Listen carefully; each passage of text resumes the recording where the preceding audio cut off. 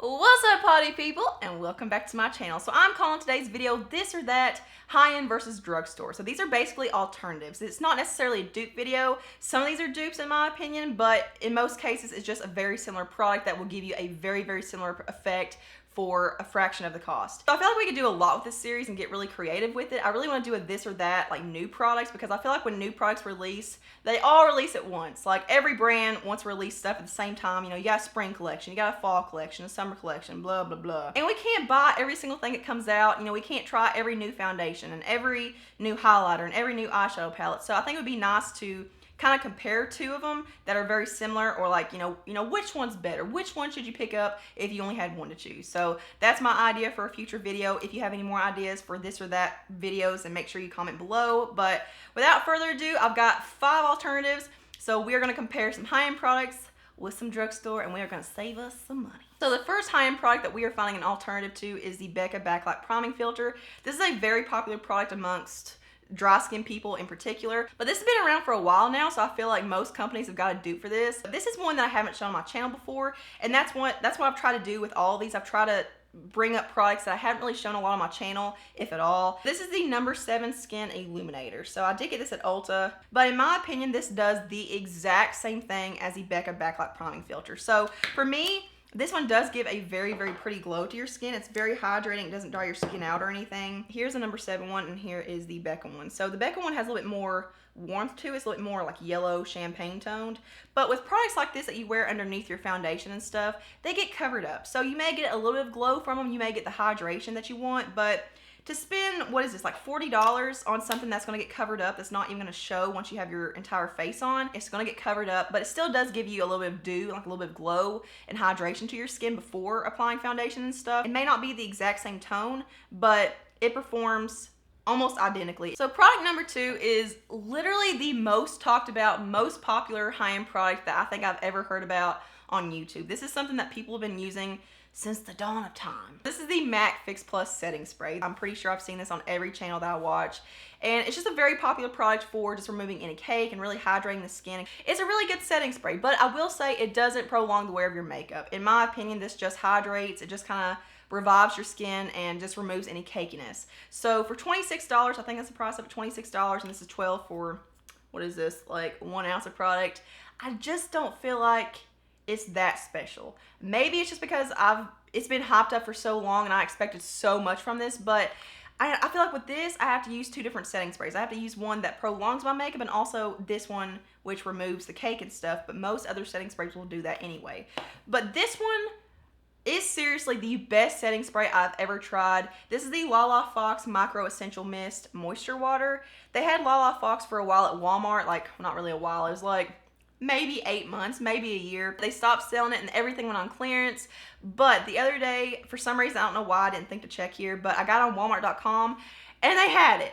And I got like 3 or 4 of them. This is $12 for a full size, and then here's $12 for the MAC trial size. This does everything you could possibly want it to do. I talked about this in my LALA Fox, like I did like an entire video just using LALA Fox stuff. And you can see in that video when I spray this on, like I'm amazed by it. It feels nice. Oh, my skin looks so good. I am seriously so impressed. My skin looks so hydrated and there are no lines, no harshness. Look at this glow. Look at this glow right here, people. It makes your skin so extremely glowy and dewy, but not oily or anything. It keeps everything on longer. So yeah, in my opinion, the LALA Fox one is better than the MAC Fix Plus. This also has a really nice sprayer on it. It's very fine. I haven't used this one yet because packed up my other one. It's a very fine continuous mist. It's very luxury and it just revives your skin in such an amazing way. So the next few things I don't have the high-end counterpart on me right now. I've tried them in the past, so I know how they work and stuff, but I don't actually have them on me. So product number 3 that I'm comparing is the Hourglass Mineral Veil Primer. I actually do have this one on me, but it's packed up in my makeup kit right now. And this is something that everyone talks about, everyone loves and just raves about it. And I never got the hype in it. It leaves a really weird white cast behind. It makes my skin feel really oily and greasy. This one is way better than that one in my opinion. Now, you're not getting SPF with it, which is probably why the Hourglass one does give that white cast so bad. This is the NYX Angel Veil Primer. So this is $16. It's a little pricey for the drugstore, and everyone compares this one to the Hourglass one and says it's a dupe, but in my opinion, it's not a dupe. It's way better by a long shot. I've tried very, very, very few products that actually minimize the appearance of my pores. Like, I think I've tried 3 products that actually do that. This actually does that. Now, this is a very thick consistency. This is white, but it doesn't leave behind a white cast or anything. Oh, I poured out way too much. And I will say, when this gets old, it does dry up inside, and like it starts like spewing out the bottom, and it just dries up really bad. So you can't use it doesn't have the longest shelf life ever. But this actually does minimize the appearance of my pores. And I have very large, I call them crater pores. Now, I will say this isn't something that I use all over my face because it's just too thick for that.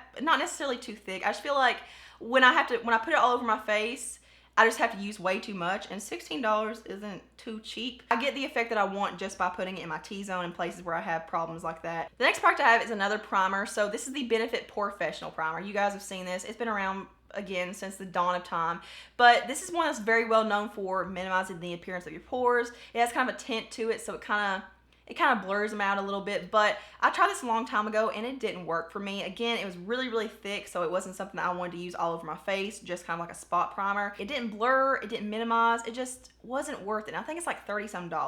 But this is something that's more of a recent discovery to me, and this actually does do what it's supposed to do. This is the Revlon Photoready Pore Reducing Primer. So I actually got this on sale the other day at Walgreens or Rite Aid, I think it was Walgreens, for like $8. So I don't know if they're discontinuing this. If they do, they're making a really bad decision, because this minimizes the appearance of your pores. It blurs them, it mattifies, like it's really, really mattifying. Just if you have dry skin, be careful where you put this, because I don't really like an all matte look, so I don't put this all over my face either. I just put it in my T-zone. It has kind of like a pink hue to it, like an apricot-y, peachy hue to it when you first put it on. But as you can see, it blends out to nothingness. Like, you can't see it anymore. It doesn't leave a peachy tint behind. This actually does work, and I'm really shocked because I'm not usually impressed by anything from Revlon. And the last product I have is another one that I don't have actually on me right now. It's in my makeup kit. I never use it because I don't like it, but that is the Ben Nye Banana Powder. So this is one that is very notorious for being used by makeup artists. Everyone uses this. Kim Kardashian, kind of like her makeup artist, kind of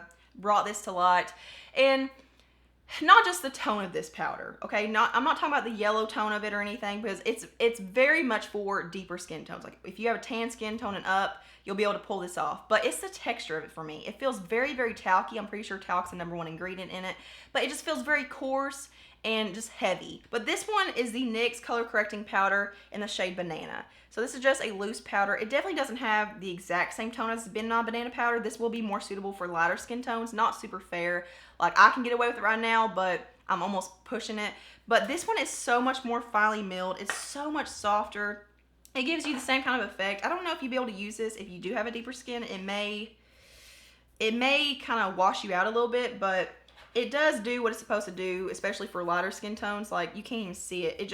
It's too much like my skin tone. I have like a golden undertone, but it does brighten the under eye area. It just looks smooth. It looks creamy and milky, and it doesn't look like a talky, heavy powder. And Ben Nye isn't expensive, but by no means. It's only like $12, and you do get a giant amount. This one I've only had for maybe like 3 months, and I'm about out of it. I haven't really used it that much, so there's not as much in here, but as far as the actual texture of it, it's way better. So that is it for this high-end versus drugstore products video. I hope you guys enjoyed it, and hopefully it helped you save some money. If there are any high-end products that you want me to try to find a dupe for, like an alternative for, then comment below what you want me to try to find.